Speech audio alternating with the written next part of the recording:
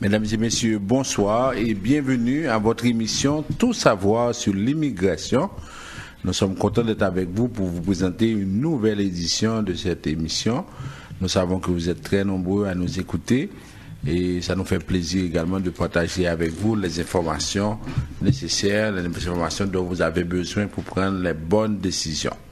Mon nom c'est François Jean-Denis, consultant canadien accrédité en immigration, à la mise en onde de Junie Limage et au micro de Michel Jean. Bonsoir. Bonsoir, maître François Jean-Denis. Bonsoir, Junie. Bonsoir à vous tous et à vous toutes.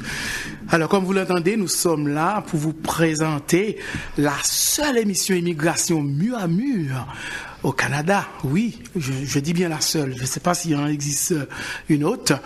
Et alors, vous cherchez à savoir tout concernant l'immigration.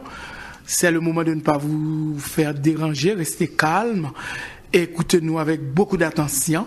Encore une nouvelle édition pour tout savoir sur l'immigration. Alors, comme d'habitude, on veut saluer nos amis de peu partout qui nous écoutent. Ils sont très nombreux, comme je disais, à Montréal, à Ottawa, et un peu partout, et au Canada. On veut de façon spéciale saluer ceux qui nous écoutent aux États-Unis.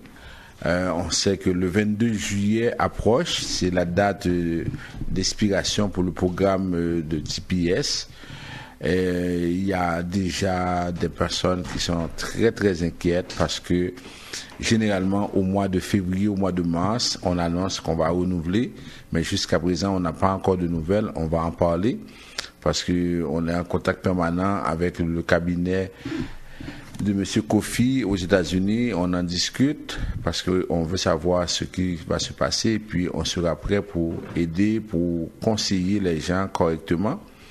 En même temps, on veut saluer ceux qui sont dans la région de Tijuana. Ils sont plus de 13 000 Haïtiens qui sont dans la région de Tijuana. La semaine prochaine, on va avoir une entrevue avec un des responsables de la Maison d'Haïti à Toronto. Parce qu'il y a une mobilisation qui se fait. On demande au gouvernement canadien d'assumer sa responsabilité, comme il l'avait fait pour les Syriens, il l'avait fait pour d'autres communautés. Alors, on a des gens qui sont là-bas. Et par exemple, les Haïtiens qui sont à Tijuana, ce sont des Haïtiens qui sont en situation extrêmement compliquée. Par exemple, le gouvernement du Québec pourrait émettre des certificats de sélection pour les cas humanitaires en ce sens-là, parce que ce sont des gens qui sont à l'étranger, qui sont en situation de détresse. Mais ça prend une mobilisation, ça prend des gens qui doivent faire des démarches. Au niveau de la Maison d'Haïti à Toronto, ils ont commencé et puis c'est sûr qu'on va essayer de voir comment on va se mobiliser ici à Montréal pour faire passer, pour demander aux responsables de pouvoir agir, parce que quand il y a des élections, ils viennent frapper à nos portes, ils viennent chercher nos votes, mais maintenant qu'ils sont au pouvoir, ils doivent faire quelque chose. Et à ceux qui sont en Haïti, on veut saluer nos amis, et par exemple de Radio Macaya, M. Raymond Clerget, qui est le directeur, et tous les auditeurs dans le département du Sud. On salue également nos amis de la région du Sud-Est, Radio Télé-Express. En même temps, au Radio Levé Campé, à la Tibonite, M. Martin Beauplan.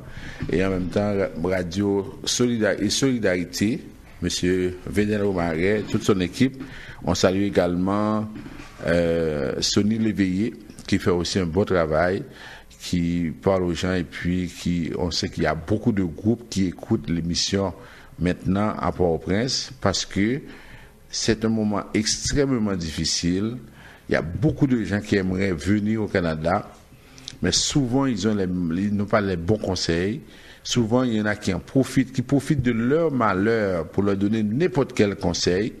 Et heureusement que Vision Max fait diffuser cette émission sur 4 radios actuellement en Haïti. Ça permet aux gens d'avoir leur juste. Et comme maintenant, ces gens-là viennent pour leur dire n'importe quoi, au moins ils savent que ce n'est pas vrai. C'est une façon de soutirer de l'argent.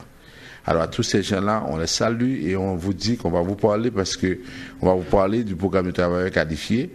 On va vous parler d'autres programmes également. Alors on vous dit de rester à l'écoute. Alors, ce soir, c'est une émission très spéciale, et comme d'habitude, et puis on va surtout parler pour les gens qui sont aux États-Unis, qui attendent avec impatience la nouvelle de renouvellement du TPS, et en même temps pour ceux qui sont au niveau de la frontière du Mexique avec les États-Unis dans la région de Tijuana. Alors, on prend la première pause à l'émission. Tout de suite après, on y revient pour la suite du programme.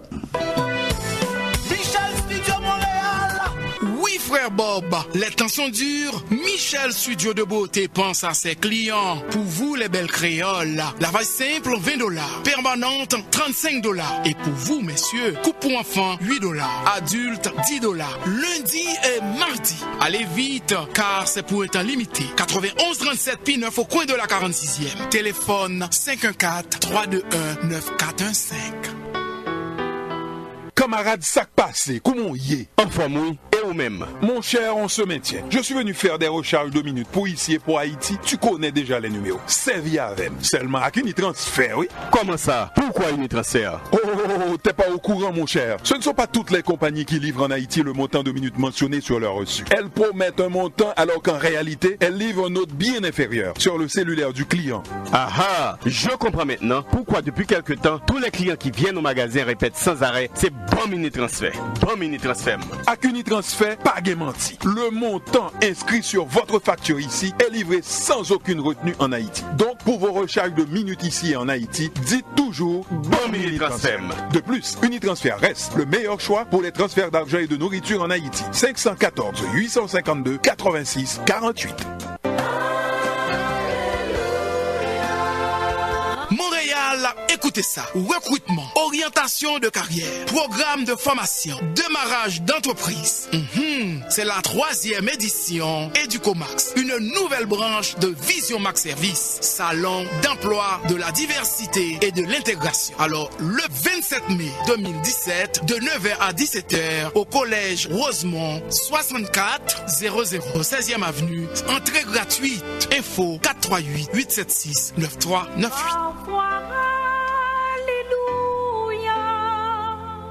Ou al faire affaire avec une compagnie de graines gauche tête bobèche pour régler dossier immigration au Canada pour te faire économie bout de chandelle ou à venir plein on prend refus parce que dossier mal préparé, formulaire t'es mal rempli ou même qui te voulait ça me t'es parlé. Tu vois, pour le même genre de dossier, Ti George WhatsApp, Fanny, Madame Joe Facebook et moi-même avions tous obtenu satisfaction pour avoir fait affaire avec Vision Max Service, cabinet spécialisé en immigration. Vous qui rêvez d'immigrer, d'étudier au Canada ou tout simplement de visiter le pays, Vision Max Service. Vous comptez demander un super visa, venir investir ou vous établir en tant que travailleur qualifié. Vision Max Service, un label de qualité. Vision Max Service, c'est le travail de professionnels qui étudie, traite, suivent votre dossier. Il vous conseille, vous encadre, vous accompagne dans toutes vos démarches pour des résultats 100% excellents. 273 Lalu, coin Ruelle Vaillant, Port-au-Prince, téléphone 48 20 78 18 22 09 76 82.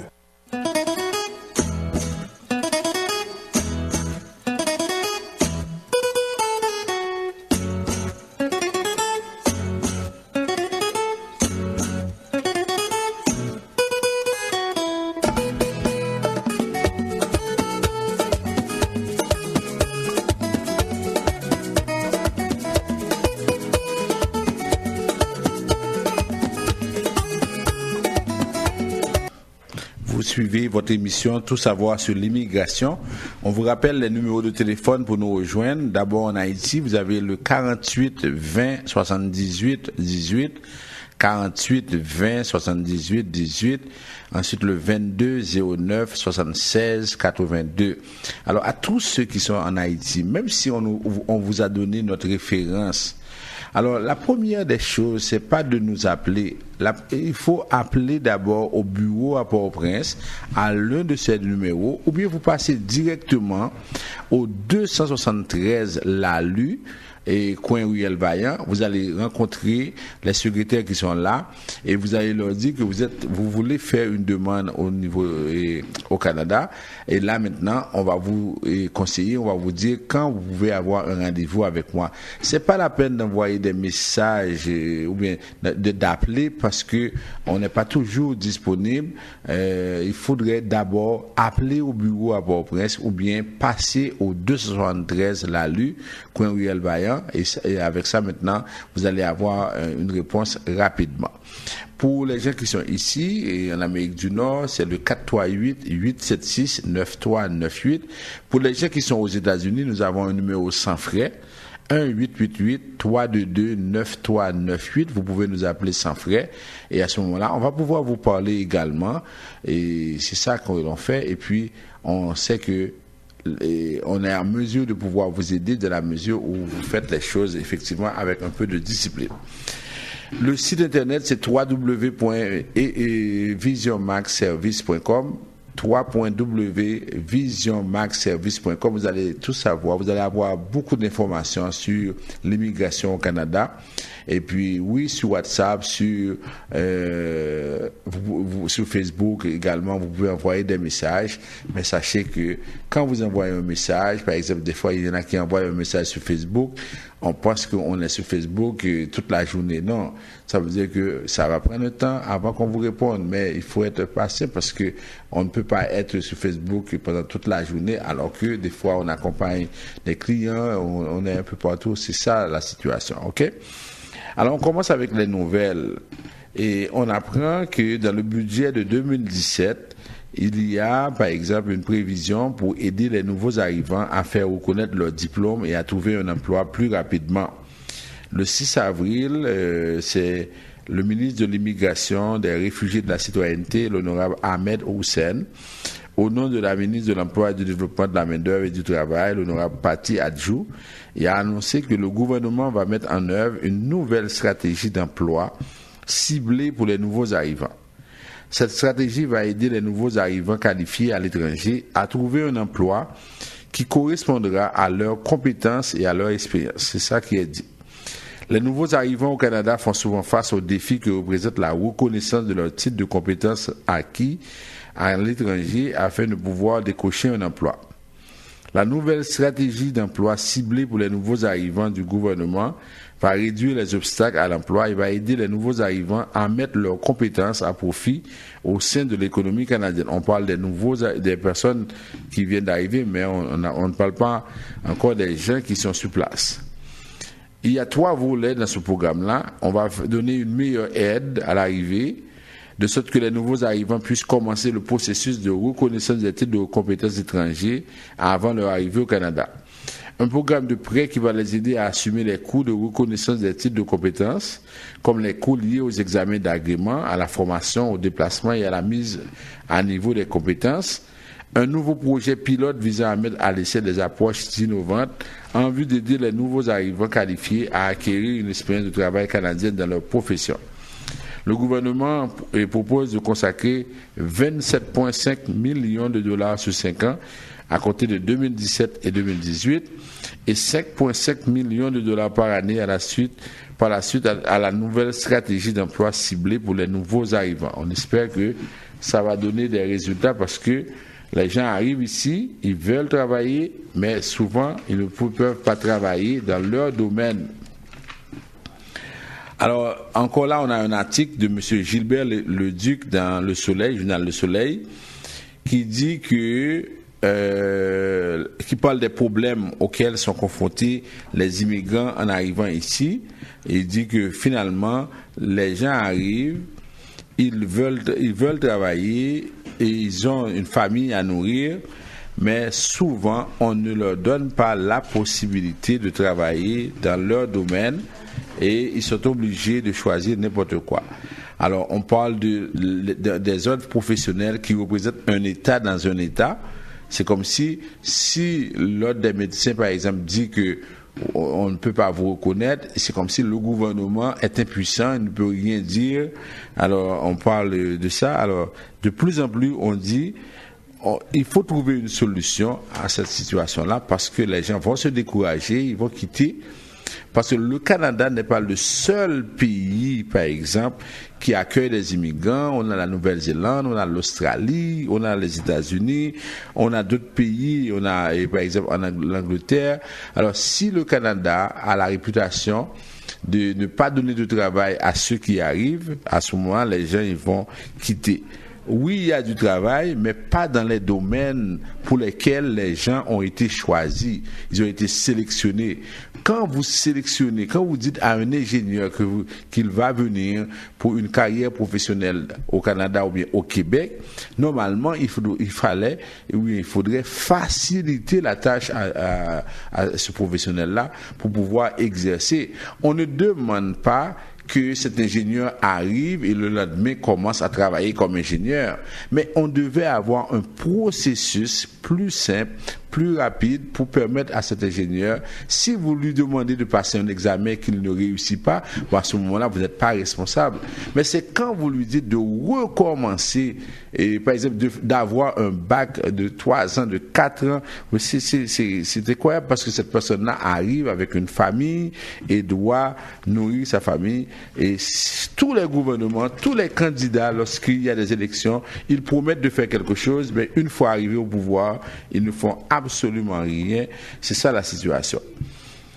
En Atlantique, on vous a parlé de ça la semaine dernière. On vous dit qu'il y a un programme pilote d'immigration qui suscite beaucoup d'intérêt du côté des employeurs, et parce que les employeurs voient dans ce programme une porte ouverte, une porte d'entrée pour une main-d'œuvre qualifiée susceptible d'occuper des postes vacants dans leurs entreprises.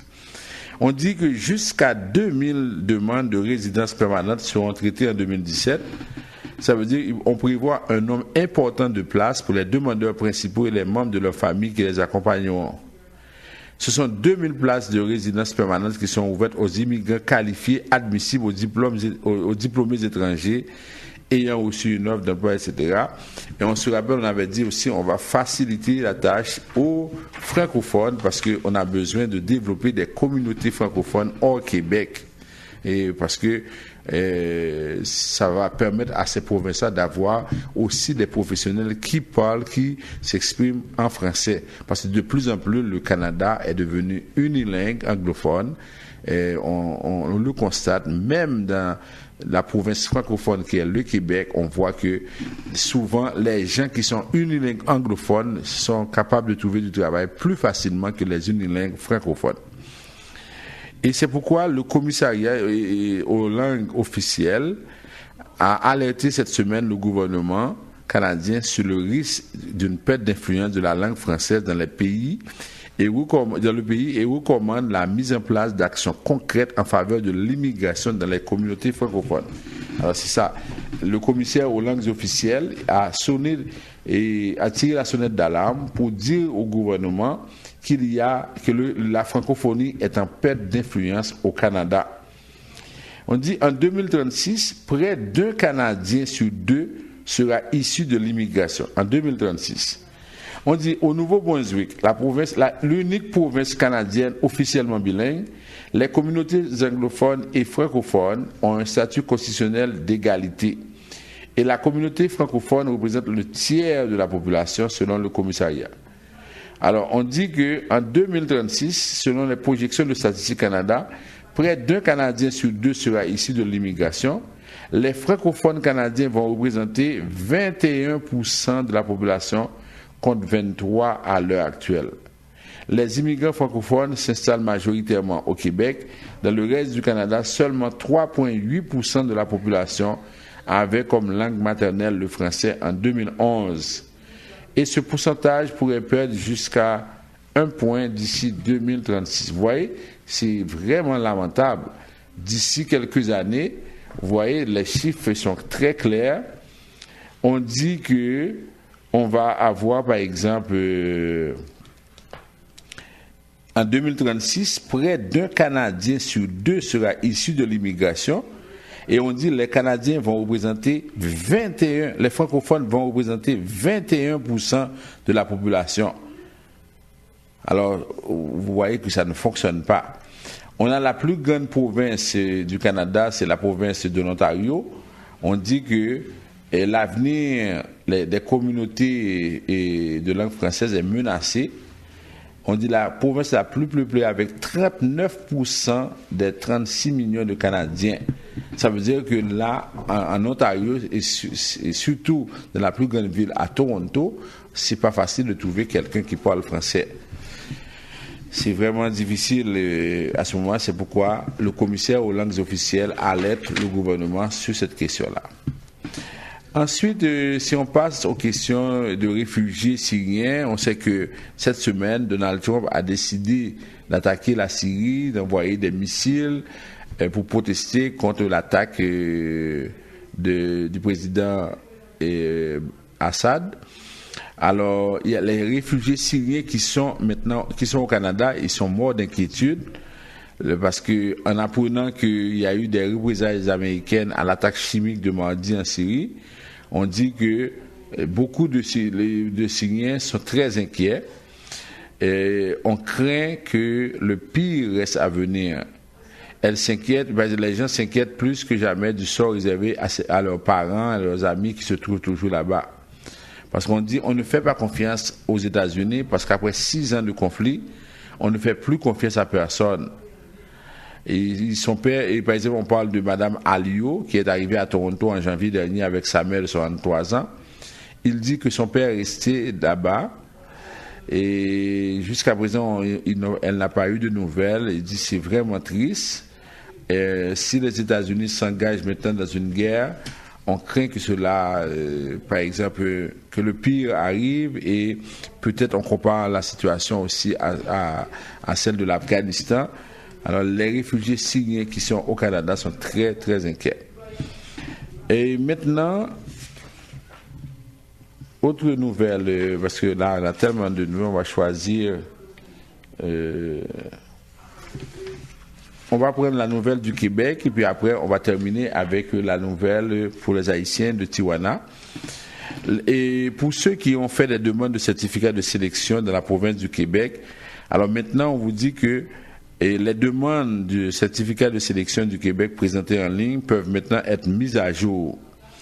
Alors tous ceux qui ont présenté une demande de certificat de sélection en ligne dans le cadre du projet régulier des travailleurs qualifiés recevront un message dans leur compte Mon Projet Québec les avisant qu'il est possible de mettre à jour leur demande. Alors si vous recevez ce message-là, si vous avez des informations qui ont changé, par exemple vos adresses, vos téléphones, et si par exemple vous avez eu un autre diplôme, c'est le moment de faire les mises à jour. Alors vous allez sur le site et puis vous allez pouvoir faire les changements. Alors tous ceux qui ont appliqué dans le programme de travailleurs qualifiés, voici une possibilité qui vous est offerte. On vous donne la possibilité de pouvoir changer, de faire une mise à jour de vos données. Et si jamais elle change, mais si rien n'a changé, vous n'avez rien à modifier. Alors c'est ça. Dernière nouvelle pour terminer, le gouvernement de Justin Trudeau a accusé d'ignorer les migrants haïtiens. Alors on dit des leaders de la communauté haïtienne de Toronto déplorent le peu de cas que semble faire le gouvernement Trudeau de leur demande d'aider les migrants haïtiens coincés au Mexique. L'élection de Donald Trump les a forcés à renoncer à leur rêve d'immigrer aux États-Unis. C'est un texte de Sébastien Saint-François. Alors, il y a Amiclé Fontaine, le président de la fondation Sylvénie Lidor, ne mâche pas ses mots. C'est peut-être, je dirais, un mépris de la part du gouvernement fédéral à la communauté haïtienne canadienne. Mépris, le mot est lâché. Malgré le caractère délicat de la situation, M. Fontaine n'a pas pu le retenir, même si lui et son coéquipier Ronnie Désir savent qu'ils doivent être prudents. C'est que les deux hommes militent depuis plusieurs mois pour que le gouvernement canadien accepte de laisser entrer au pays des migrants haïtiens coincés au Mexique, particulièrement dans la ville frontalière de Tijuana. Et là maintenant on dit c'est une solution, le gouvernement canadien agit souvent avec une mesure avec par exemple une possibilité de 2 poids 2 mesures. On dit qu'on commence à chuchoter dans la communauté haïtienne, les gens s'interrogent, comparent l'aide consentie par le gouvernement Trudeau aux réfugiés syriens et l'absence de réponse dans le dossier des Haïtiens de Tijuana. C'est ce que tout le monde dit, ça c'est sûr, raconte-t-il. Parce que quand on écrit au gouvernement, on n'a pas de réponse. L'impression, c'est qu'on est abandonné, qu'on ne veut pas nous aider. C'est ce que Ronnie Désir, coordonnateur de la Maison d'Haïti du Grand Toronto. Amiclé Fontaine-Renchéry, je crois que c'est peut-être une négligence par rapport à une certaine communauté. Parce que lorsque d'autres communautés sont en difficulté, on voit que le gouvernement fédéral s'active pour leur venir en aide. Le dossier leur tient à cœur. Selon plusieurs organisations caritatives à pied d'œuvre à Tijuana, plusieurs milliers d'Haïtiens sont coincés dans cette ville du Mexique, tout près de San Diego en Californie. Leur histoire n'est pas banale, mais elle est bien peu connue. Des dizaines de milliers d'Haïtiens ont quitté le pays après le tremblement de terre et ont trouvé du travail au Brésil. Actuellement, on parle de plus de 13 000 Haïtiens qui sont bloqués. Et du côté, par exemple, de Tijuana, tout près de 13 000 Haïtiens. Pour bien comprendre, actuellement aux États-Unis, il y a près de 35 000 Haïtiens qui sont sur une liste de déportation. Il y a plus de 50 000 Haïtiens qui ont le programme de TPS. Il y a plus de 13 000 qui sont bloqués à Tijuana au Mexique. Alors, si vous faites le total, vous vous demandez, est-ce qu'il reste encore des Haïtiens en Haïti? Parce que là, vous voyez déjà cette situation-là.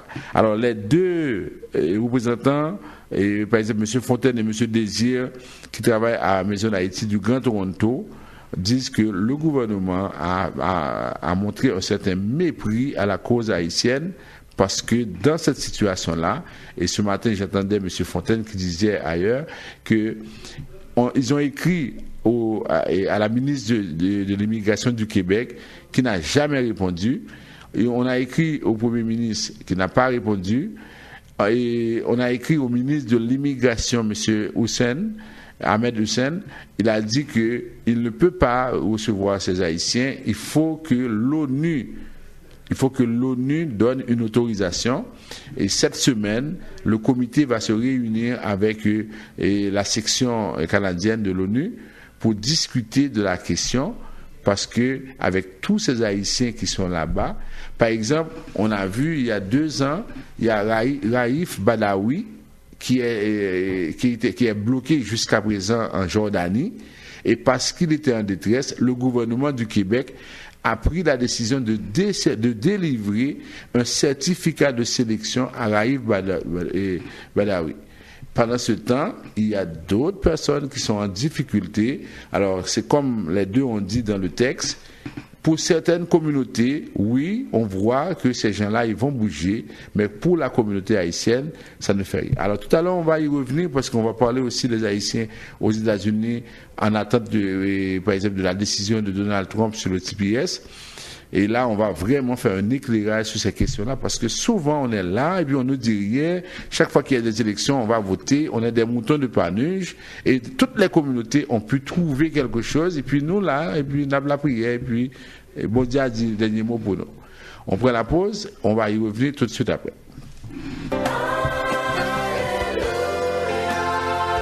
Montréal, écoutez ça. Recrutement, orientation de carrière, programme de formation, démarrage d'entreprise. C'est la 3e édition Educomax, une nouvelle branche de Vision Max Service, salon d'emploi de la diversité et de l'intégration. Alors, le 27 mai 2017, de 9h à 17h, au collège Rosemont, 6400, 16e avenue, entrée gratuite. Info 438-876-9398.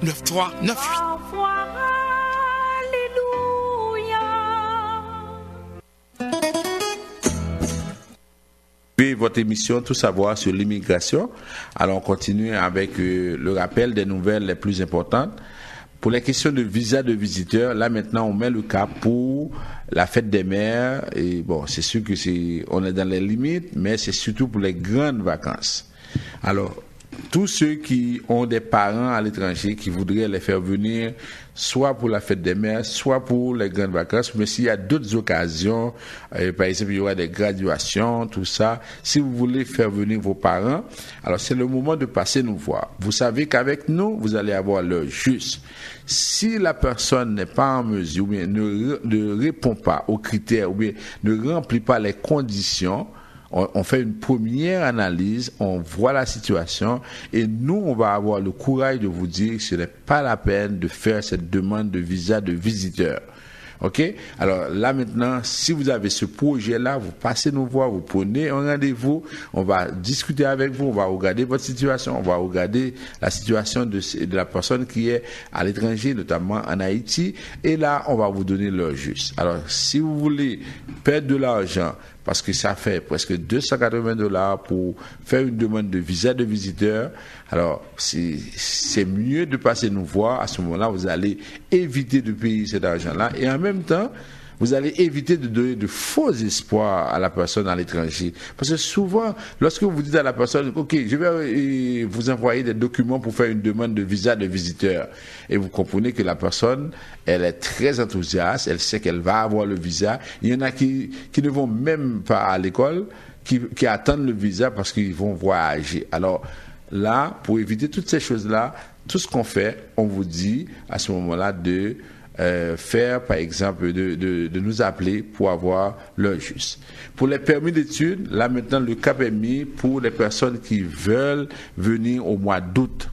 OK, au mois d'août, pour ceux qui veulent venir étudier au Canada, soit par exemple dans les écoles professionnelles, soit au secondaire. Alors, on travaille avec beaucoup de jeunes, on travaille aussi sur d'autres projets. On a plus d'une trentaine d'écoles avec qui on collabore, et quel que soit le domaine que vous voulez étudier, on est en mesure de pouvoir vous l'offrir. Et ce qu'on fait, on analyse la situation, et en même temps, ce qu'on fait avec vous, on vous dit si oui ou non ça vaut la peine de faire la demande de permis d'études. Alors, la seule chose, nous, on ne donne pas le visa parce que nous ne sommes pas des consuls, mais cependant, on peut vous dire, suivant les critères déjà établis, c'est-à-dire que vous n'avez pas de chance d'avoir un visa, un permis d'études, suivant les conditions.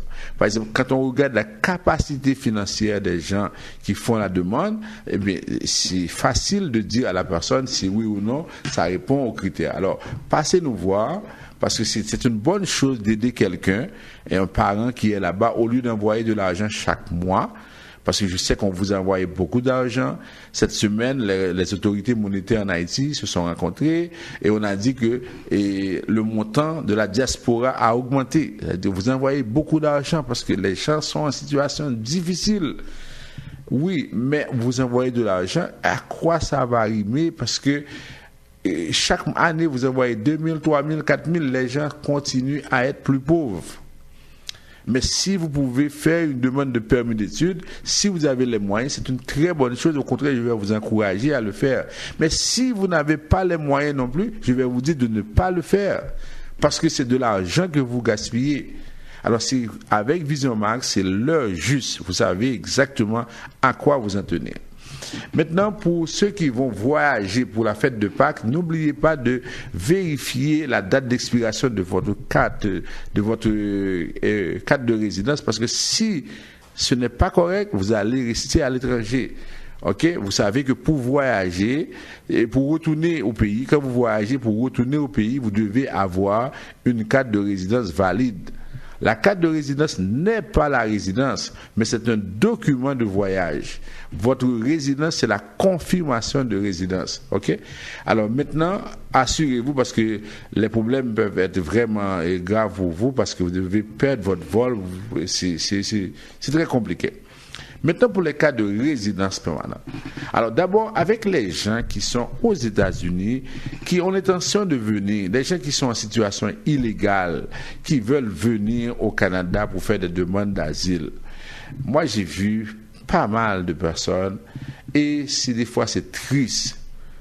Actuellement, il y en a qui vont à la frontière alors qu'ils n'ont pas de parents au Canada.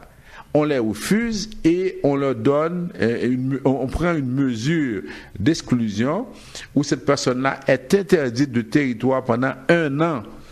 Imaginez, juste parce que les gens ne veulent pas prendre de bons conseils.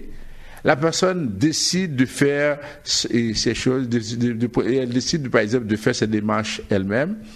Et ce qui arrive, elle se présente à la frontière, elle n'a pas de parents, par exemple, ici au Canada, et après analyse, l'agent lui dit, monsieur, madame, vous ne pouvez pas rentrer parce que vous ne répondez pas aux critères. Mais en même temps, vous êtes interdit de territoire pendant 1 an. vous ne pouvez pas entrer, vous ne pouvez plus faire de demande d'asile au Canada, parce que la demande d'asile, on ne fait pas ça chaque mois, chaque année. C'est une seule fois dans votre vie que vous pouvez faire une demande d'asile. Alors imaginez que vous vous êtes présenté à la frontière, vous ne remplissez pas les critères, on vous refuse, c'est vraiment compliqué pour vous avec ça. Pourquoi? Parce que vous ne prenez pas de conseils, parce que vous écoutez des gens qui racontent n'importe quoi, parce que vous n'essayez pas de prendre les bons conseils. Alors qu'on est là chaque samedi, on vous répète, on vous le dit, si vous voulez venir, non seulement il faut savoir est-ce que vous remplissez les critères, deuxièmement, il y aura une entrevue avec un agent, il faut savoir quoi dire dans l'entrevue, sinon ça peut être fatal pour vous dans votre demande d'asile parce que ce que vous avez dit au point d'entrée est déterminant dans votre demande d'asile. Alors, si vous ne voulez pas suivre ces conseils-là, vous allez continuer à avoir des problèmes. Et puis, moi, je ne vois pas comment des gens, des fois des parents, des personnes qui ont des enfants, comment on peut, je dirais, prendre les choses à la légère. Pour ceux qui sont ici, au Canada, avec un visa de visiteur, qui veulent faire des demandes d'asile, ok? Alors, tout ce que je vous dis, de faire attention, parce que maintenant, il y a tellement de demandes d'asile ici au Canada, qu'on est obligé, par exemple, de reporter les dates d'audience parce qu'il n'y a pas assez de commissaires pour traiter toutes ces demandes-là. Alors, tout ce qu'on vous dit, c'est que si maintenant vous ne faites pas attention, votre dossier sera traité et à ce moment-là, vous allez échouer dans votre démarche. Tout ce qu'on vous dit, si c'est le cas, si c'est nécessaire de faire une demande d'asile, à ce moment-là, vous passez nous voir, on va vous expliquer ça. Mais si ce n'est pas nécessaire, on va vous dire de ne pas faire de demande d'asile. Parce qu'il n'existe pas seulement cette catégorie-là pour devenir résident permanent. Il y a d'autres catégories à partir desquelles vous pouvez devenir résident permanent. Alors il faut le savoir, il faut savoir que vraiment vous êtes capable de devenir résident dans d'autres catégories. Alors prenez les bons conseils pour savoir comment procéder. Maintenant, pour ceux qui, on parle de travailleurs qualifiés maintenant, travailleurs qualifiés, pour ceux qui sont à l'étranger, je vous disais la semaine dernière, oui, il y a des provinces comme les provinces de l'Atlantique qui essaient maintenant d'avoir plus de francophones. Il y a même dans le programme Entrée Express des possibilités pour les francophones. Alors, quand vous êtes à l'étranger, vous voulez venir en famille, vous voulez venir ici au Canada, lorsque nous analysons votre CV, nous allons déterminer dans quelle province, dans quel secteur, dans quel programme vous pouvez appliquer. Et c'est pourquoi vous êtes à l'étranger. C'est au bureau qu'il faut passer pour apporter votre CV, et là maintenant on va l'analyser et on va vous dire comment procéder. Dans le programme du gouvernement du Québec, c'est un programme qui est extrêmement compliqué maintenant.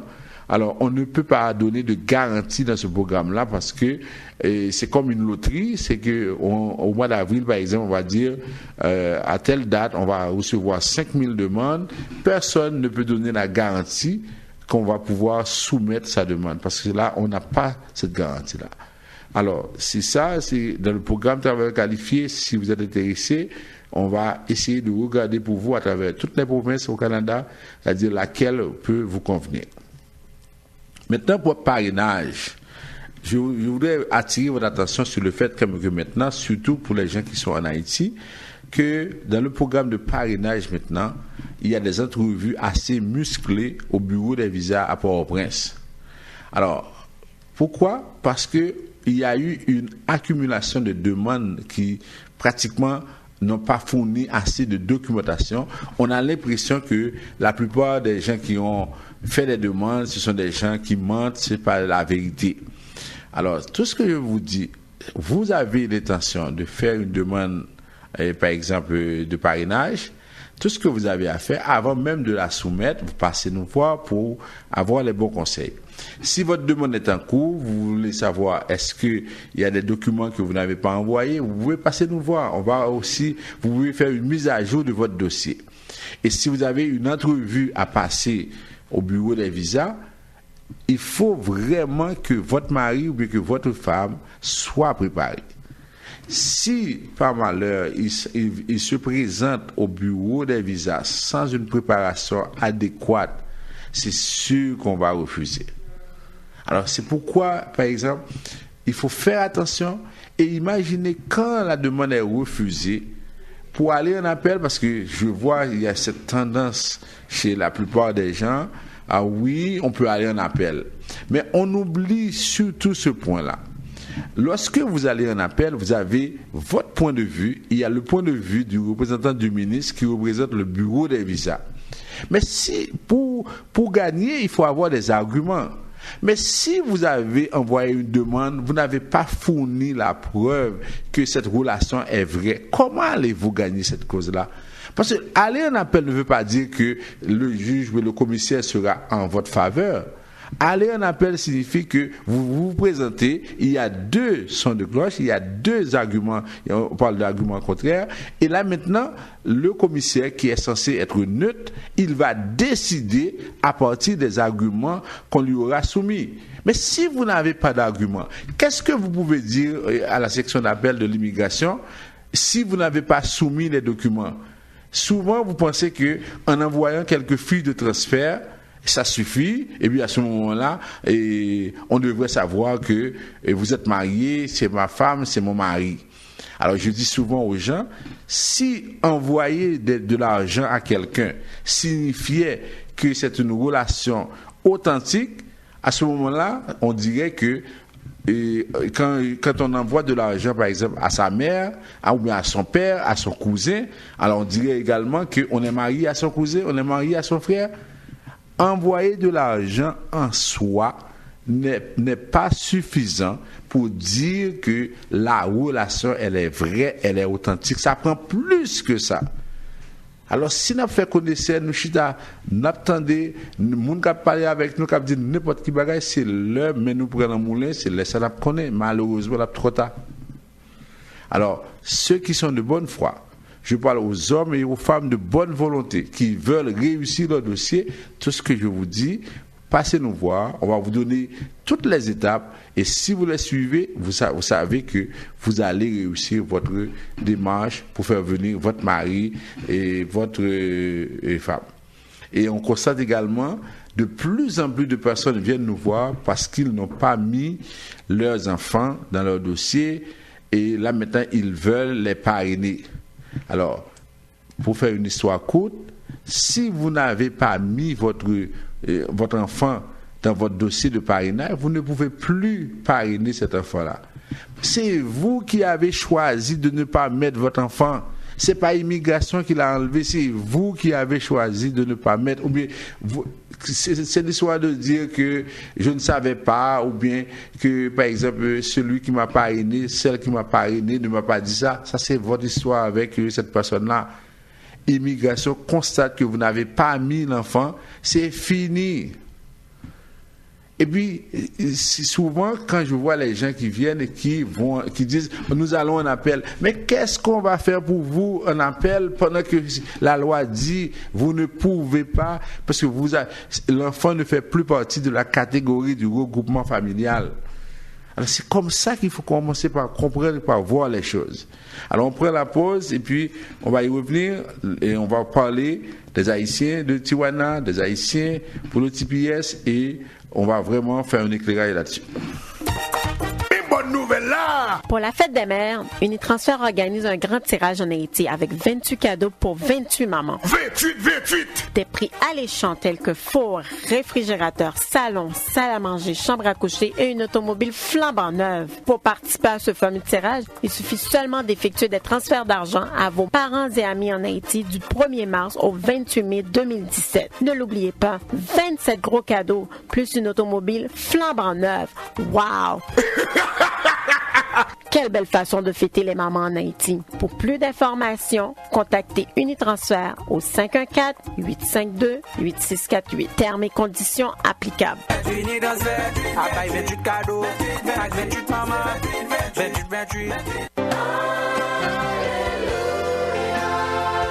Montréal Montréal, écoutez ça. Recrutement, orientation de carrière, programme de formation, démarrage d'entreprise. C'est la 3e édition Educomax, une nouvelle branche de Vision Max Service, salon d'emploi de la diversité et de l'intégration. Alors, le 27 mai 2017, de 9h à 17h, au collège Rosemont, 64 00, 16e avenue, entrée gratuite. Info 438 876 9398. Ou al fait affaire avec une compagnie de graines gauche tête bobèche pour régler dossier immigration au Canada pour te faire économie bout de chandelle ou à vin plein on prend refus parce que dossier mal préparé, formulaire t'es mal rempli ou même qui te voulait ça me t'es parlé. Tu vois, pour le même genre de dossier, Ti George WhatsApp, Fanny, Madame Joe Facebook et moi-même avions tous obtenu satisfaction pour avoir fait affaire avec Vision Max Service, cabinet spécialisé en immigration. Vous qui rêvez d'immigrer, d'étudier au Canada ou tout simplement de visiter le pays, Vision Max Service, vous comptez demander un super visa, venir investir ou vous établir en tant que travailleur qualifié. Vision Max Service, un label de qualité. Vision Max Service, c'est le travail de professionnels qui étudie, traite, suivent votre dossier. Il vous conseille, vous encadre, vous accompagne dans toutes vos démarches pour des résultats 100% excellents. 273 Lalu, coin Ruelle Vaillant, Port-au-Prince, téléphone 48 20 78 18, 22 09 76 82.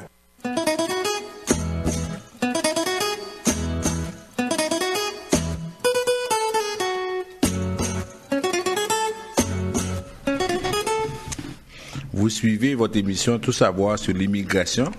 Je vous rappelle les numéros de téléphone pour nous rejoindre. Le 438 876 9398, 438 876 93 98. Pour ceux qui nous appellent maintenant ou qui nous envoient des textos, c'est sûr qu'on ne peut pas vous répondre.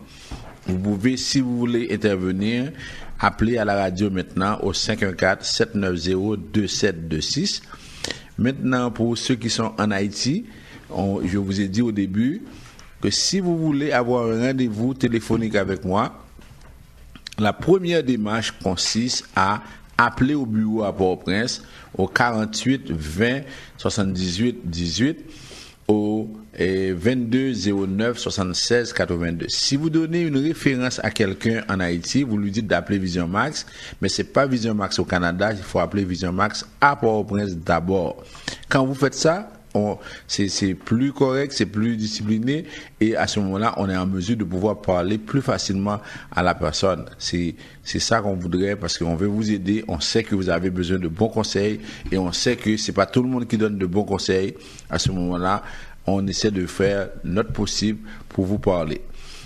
Et je vous ai dit que on va faire quelques minutes sur cette question parce que là, ça commence à être assez inquiétant.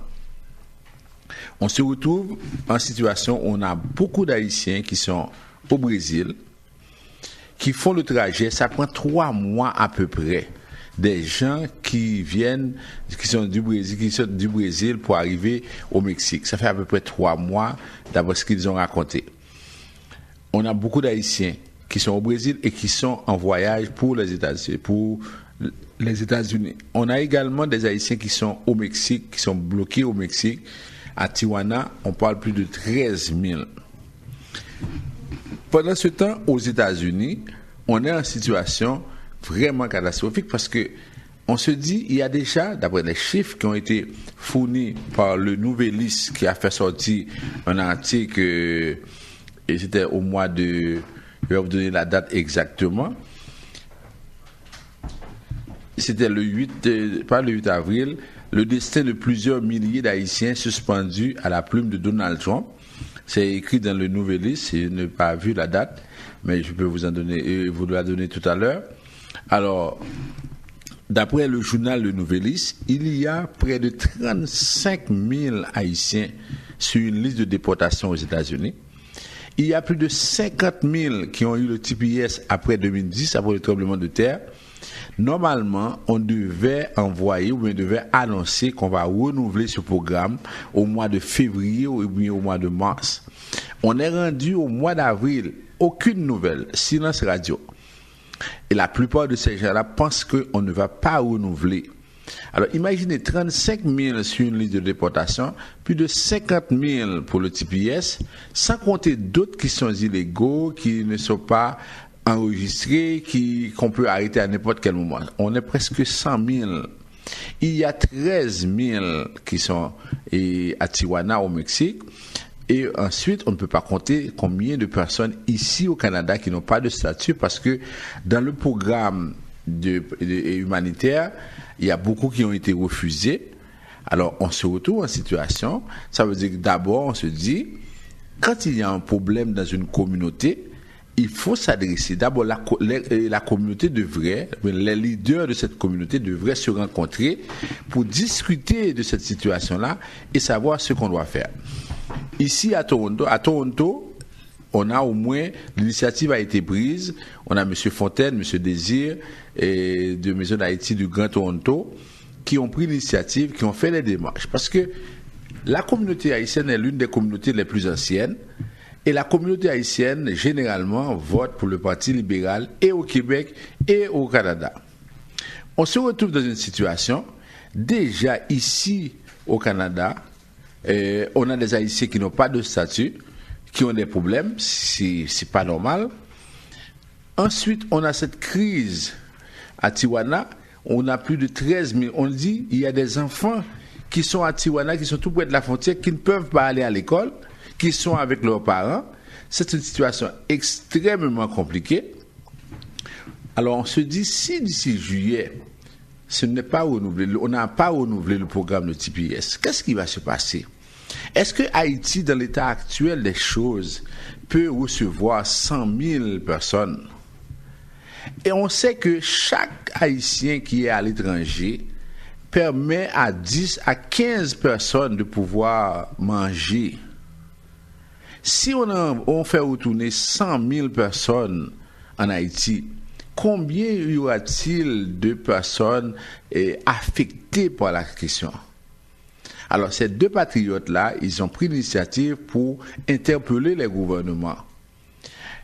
Nous sommes au Québec, nous sommes à Montréal, au Québec, et la plupart des Haïtiens vivent dans cette province-là. Le gouvernement du Québec, s'il décide, s'il le veut, peut émettre des certificats de sélection parce qu'il s'agit de personnes en détresse qui sont là-bas à Tijuana. Mais pensez-vous que le gouvernement va le faire parce qu'il a appris dans la presse qu'il y a un problème et puis à ce moment-là, il faut faire quelque chose? Si la communauté ne se met pas debout comme un homme pour protester, pour demander ça, on ne l'aura pas. Pendant la campagne électorale en 2015, le gouvernement libéral avait promis de faire quelque chose pour les gens, les ressortissants de Zimbabwe et d'Haïti. Jusqu'à présent, c'est moitié fait, je dirais, dans le sens parce que jusqu'à présent, il y a des Haïtiens qui n'ont pas eu leur statut et leurs demandes ont été refusées. Le gouvernement avait promis qu'on donnerait la résidence à tous ceux qui ont le certificat de sélection du Québec. Ça n'a pas été fait. Est-ce qu'on va continuer à accepter ça? Maintenant, dans cette situation-là, si on ne fait rien, et aux États-Unis, on a vu des leaders de la communauté haïtienne qui ont écrit au secrétaire d'État à la sécurité intérieure pour demander qu'on fasse quelque chose. Si rien n'est fait, on est dans une situation extrêmement difficile. Le pays, dans l'état actuel, ne peut pas recevoir 100 000 Haïtiens. 100 000, c'est un chiffre qu'on choisit comme ça. Alors, est-ce qu'on va profiter de cette situation-là? Parce que, regardez ce qu'on a fait pour les Syriens. En moins d'un an, il y a près de 40 000 Syriens qui sont venus. Est-ce que c'est parce qu'ils ont de l'argent? Est-ce que c'est parce qu'ils sont des Blancs? Pourquoi on les a fait venir alors que les Haïtiens, ils sont là? Des gens qui ne parlent pas français, on n'a rien contre les Syriens en tant que tels, parce que eux autres, effectivement, ils vivent dans des situations difficiles. Mais pourquoi on n'a rien fait? Pourquoi des Haïtiens qui sont ici, on a posé la question, mais à un moment bien déterminé, il faut arrêter de poser des questions, il faut passer à l'action. Il faut interpeller les représentants pour leur dire il faut faire quelque chose. Il va y avoir des élections municipales à la fin de l'année. Alors, on va venir nous voir, on va nous dire et puis là, on va voter. l'année prochaine, il va y avoir des élections au niveau provincial. On va venir nous voir, on va dire oui, on va faire des choses pour nous et on va voter. Après ça, en 2019, il va y avoir des élections fédérales. On va venir nous voir la même chose. Est-ce qu'on va continuer à vivre comme ça, dans cette situation-là, sans passer à l'action? C'est que toutes les communautés s'organisent pour prendre, et par exemple, ce qui leur revient. Est-ce que nous, on va continuer à faire ça? C'est la question qui se pose. La semaine prochaine, et l'un des leaders de Maison d'Haïti du Grand Montréal, soit M. Désir ou bien M. Fontaine, va être présent à l'émission. Parce que on veut que toute la communauté haïtienne du Canada se mobilise pour demander au gouvernement de faire quelque chose. Quand ils ont besoin de nos votes, ils font appel à nous. Mais quand nous avons des problèmes, on doit faire appel à eux. Si on ne fait rien, on va continuer à avoir des problèmes et puis finalement, on va faire ça. Il est temps que les leaders de cette communauté, surtout les leaders religieux, ces gens-là, il faut aussi participer à cette mobilisation pour faire en sorte qu'on demande des choses pour la communauté. Alors les leaders, ils savent bien que même s'ils ne font rien pour la communauté, c'est acquis, disons, les votes. Oui, il y a des gens qui veulent intervenir. Oui. Et c'est acquis les votes de la communauté. Alors les gens, c'est pas nécessaire de faire grand-chose. Et la première personne, Vision Max Service, bonsoir. Bonsoir, Vision. Bonsoir. Félicitations pour votre émission. Merci. Okay. Il y a une personne en Haïti. Son passeport et son visa vont expirer en mois d'août. Mais la personne veut venir au Canada en juin. Mais quelqu'un l'a dit, c'est 6 mois avant pour renouveler les passeports. C'est normal, ça?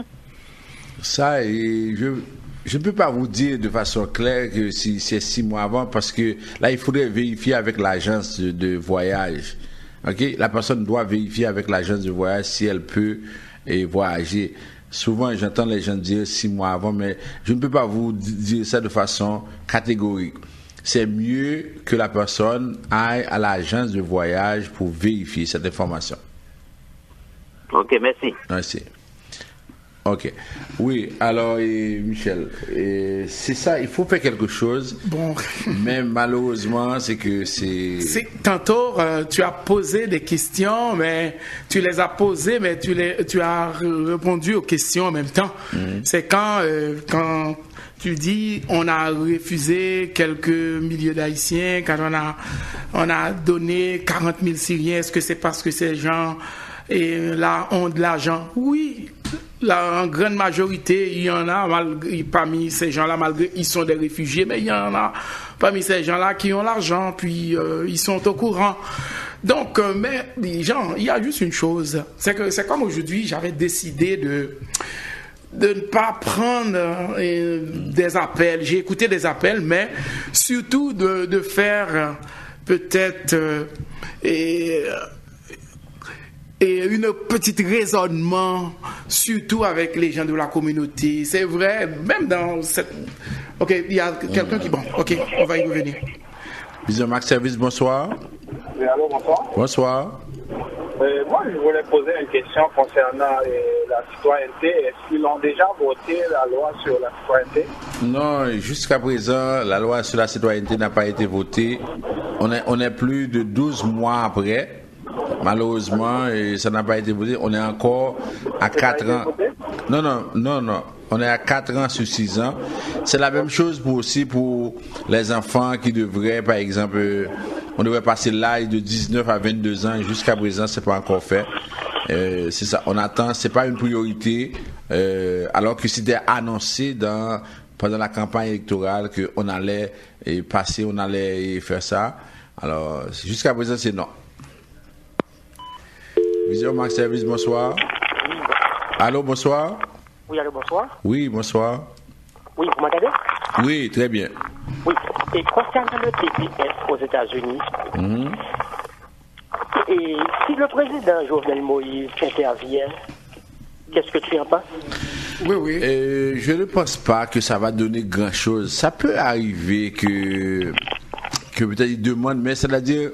et la décision, ça revient au gouvernement, par exemple, de savoir si oui ou non on accepte les gens.